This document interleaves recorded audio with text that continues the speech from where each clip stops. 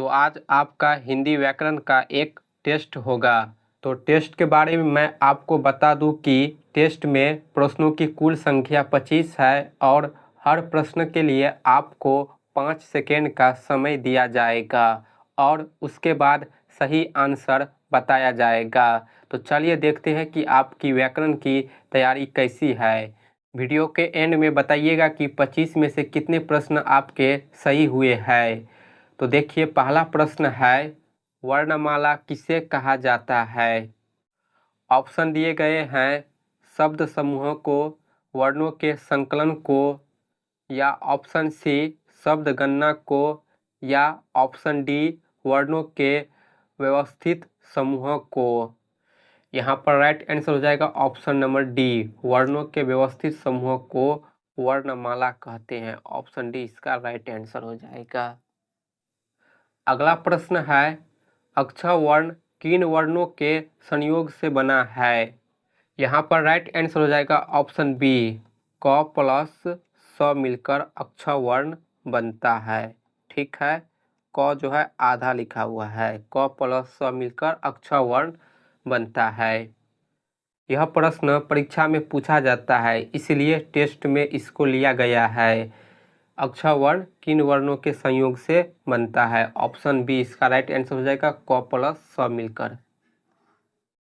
अगला प्रश्न है, मूर्धन्य ध्वनियाँ व्यंजन कौन सी है?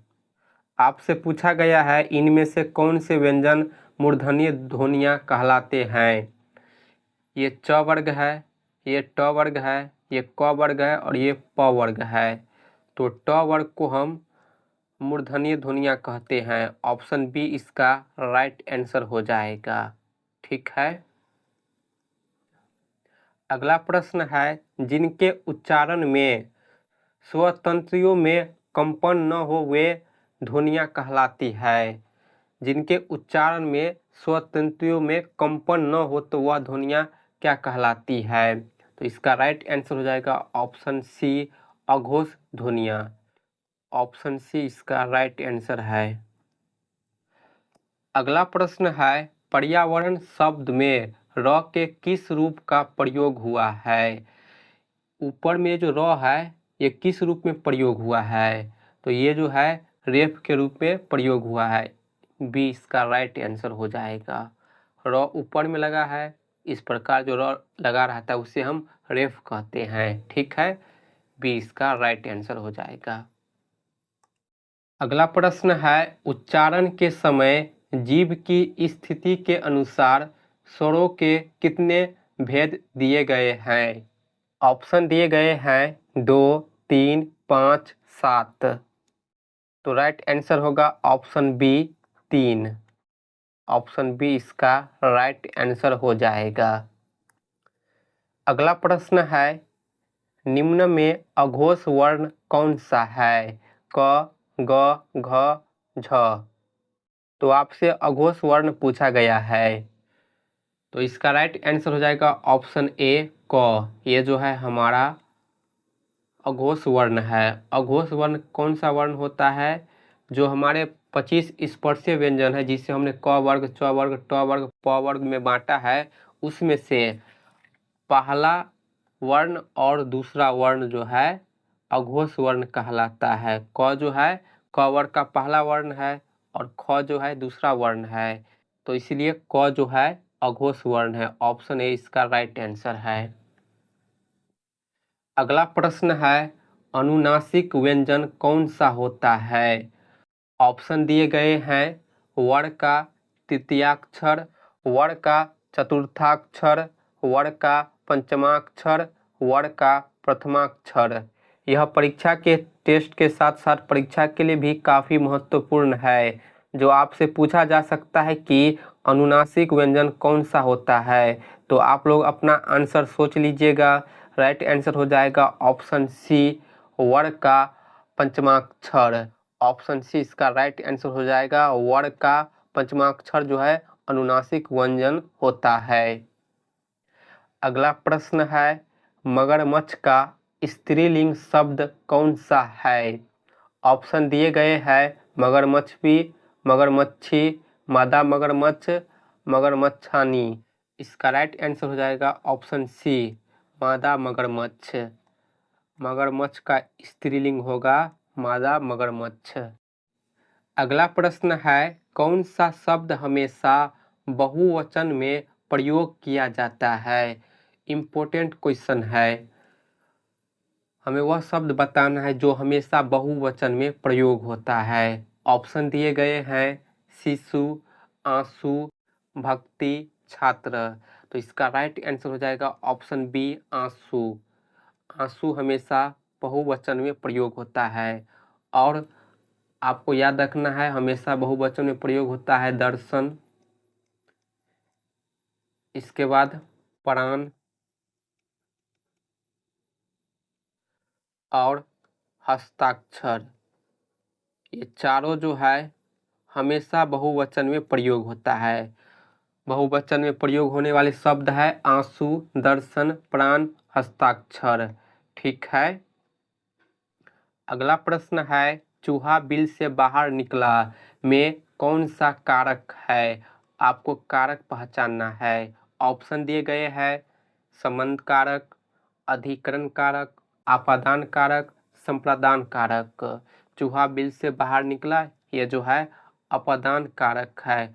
ऑप्शन सी इसका राइट आंसर हो जाएगा।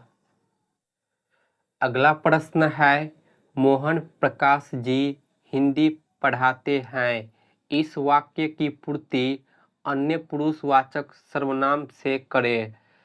यहाँ पर देखिए हमें नाम दिया है मोहन प्रकाश जी, इसे हमें अन्य पुरुषवाचक सर्वनाम में बदलना है। तो ऑप्शन दिए गए हैं मुझे, तुम्हें, उन्हें, हमें। तो अन्य पुरुषवाचक सर्वनाम में ऑप्शन सी हो जाएगा उन्हें। ठीक है, ऑप्शन सी इसका राइट आंसर हो जाएगा। अगला प्रश्न है, अलमारी किस भाषा का शब्द है? अरबी, फारसी, पुर्तगाली, पश्तो। इसका राइट आंसर हो जाएगा ऑप्शन सी, पुर्तगाली। अलमारी शब्द जो है पुर्तगाली शब्द है। अगला प्रश्न है, कौन सा शब्द तत्सम है? चयन कीजिए। तत्सम का मतलब होता है कि संस्कृत वाला शब्द। ऑप्शन दिए गए हैं पड़ोसी, शहीद, गोधूम, बहू। तो इस चारों ऑप्शन में देखिए ये जो गोधूम है पढ़ने में थोड़ा डिफिकल्ट हो रहा है, तो ऐसे ही शब्द जो है तत्सम शब्द होगा। तो इस सवाल का राइट आंसर होगा ऑप्शन सी, गोधूम। अगर आप अलग से तत्सम और तद्भव शब्द कैसे पहचानते हैं उसका वीडियो देखना चाहते हैं तो आपको आई बटन पर उस वीडियो का लिंक मिल जाएगा। उसमें आपको अलग से बताया गया है कि ट्रिक से हम तत्सम और तद्भव शब्द को कैसे पहचाने। ठीक है, तो यहाँ पर तत्सम शब्द हो जाएगा ऑप्शन सी, गोधूम। अगला प्रश्न है, विद्यार्थी शब्द में कौन सी संधि है? दीर्घ संधि, वृद्धि संधि, गुण संधि, यन संधि। तो जब हम विद्यार्थी का विग्रह करेंगे तो विद्या प्लस अर्थी होगा। विद्या में आ रहा है तो आ जो है हमारा दीर्घ संधि होता है, इसलिए इसका राइट आंसर हो जाएगा ऑप्शन ए, दीर्घ संधि। ठीक है। अगला प्रश्न है, यथाशक्ति में कौन सा समास है? समास पहचानना है। ऑप्शन दिए गए हैं अविभाज्य समास, कर्मधारय समास, द्वंद्व समास, तत्पुरुष समास। तो यहाँ पर शब्द है यथाशक्ति। शक्ति में यथा उपसर्ग लगा है, तो जिस भी शब्द में उपसर्ग लगा रहे तो वो जो है अविभाज्य समास होता है। तो इसका राइट आंसर हो जाएगा ऑप्शन ए, अविभाज्य समास। यथाशक्ति में अविभाज्य समास है। अगला प्रश्न है, अ उपसर्ग के प्रयोग से बना शब्द है। उपसर्ग जो है अगाड़ी में लगता है, तो यहाँ पर ऑप्शन दिए गए हैं अनंत, अन्वेषण, अवैतनिक, अपेक्षा। तो अ उपसर्ग वाला शब्द देखना है, तो इसका राइट आंसर हो जाएगा ऑप्शन सी, अवैतनिक। ये जो है अ उपसर्ग से बना हुआ है। अगला प्रश्न है, पुत्री शब्द का पर्यायवाची शब्द नहीं है। तनिया, सुता, आत्मज, दुहिता। इस सवाल का राइट आंसर हो जाएगा ऑप्शन सी आत्मज। ये जो है पुत्री का पर्यायवाची शब्द नहीं है। अगला प्रश्न है सृष्टि का विलोम शब्द कौन सा है। ऑप्शन दिए गए हैं ए विनाश, बी विध्वंस, सी प्रलय, डी सृजन। आपको बताना है कि सृष्टि का विलोम शब्द क्या होगा।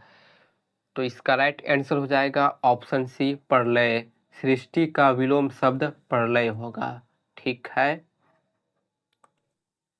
अगला प्रश्न है जिन वाक्यों में एक उद्देश्य और एक ही विधेय होता है उसे क्या कहा जाता है। एकल वाक्य, सरल वाक्य, मिश्र वाक्य, संयुक्त वाक्य। तो जिसमें एक उद्देश्य और एक विधेय हो उसे हम सरल वाक्य कहते हैं। ऑप्शन बी इसका राइट आंसर हो जाएगा। ठीक है। सरल वाक्य, मिश्र वाक्य और ये संयुक्त वाक्य, ये जो है वाक्य के प्रकार है। अगला प्रश्न है 3 बेर खाती थी वे 3 बेर खाती है। पंक्ति में अलंकार होगा। आपको इसमें अलंकार पहचानना है। ऑप्शन दिया है अनुप्रास अलंकार, श्लेष अलंकार, यमक अलंकार, रूपक अलंकार। तो यहाँ पर देखिए 3 बेर जो है ये शब्द 2 बार रिपीट हुआ है। तो एक शब्द 2 बार रिपीट हो जाए और अर्थ अलग अलग हो तो वो हमारा यमक अलंकार होता है। ऑप्शन सी हो जाएगा इसका राइट आंसर, यमक अलंकार। अनुप्रास में वर्ण की आवृत्ति होती है, वर्ण बार बार रिपीट होता है। श्लेष अलंकार में एक शब्द में अनेक अर्थ चिपका हुआ रहता है। और रूपक अलंकार में उपमान और उपमेय में कोई भेद नहीं होता है। तो इस सवाल का आंसर हो जाएगा 3 बेर खाती थी 3 बेर खाती है में यमक अलंकार है। अगला प्रश्न है आंख का अंधा नाम नयन सुख का सही अर्थ है। परीक्षा के लिए महत्वपूर्ण प्रश्न है। पूछा जाता है पेपर में कि आंख का अंधा नाम नयन सुख का सही अर्थ बताइए। भाग्यहीन होना, कपटी स्वभाव का होना, नाम के विपरीत कार्य करना, अंधे होकर भी सब काम करना। इसका राइट आंसर हो जाएगा ऑप्शन सी नाम के विपरीत कार्य करना। ठीक है। अगला प्रश्न है राम ने कहा हिंसा मत करो। इस वाक्य में किस चिन्ह का प्रयोग हुआ है। यहाँ पर ये जो चिन्ह प्रयोग हुआ है इस चिन्ह को हम क्या कहते हैं। लाघव चिन्ह, उद्धरण चिन्ह, योजक चिन्ह, लोप विराम चिन्ह। तो इसका राइट आंसर हो जाएगा ऑप्शन बी उद्धरण चिन्ह। ठीक है। इस प्रकार के चिन्ह को हम उद्धरण चिन्ह कहते हैं। अगला प्रश्न है अस्तबल की बला बंदर के सिर लोकोक्ति का सही अर्थ क्या होगा।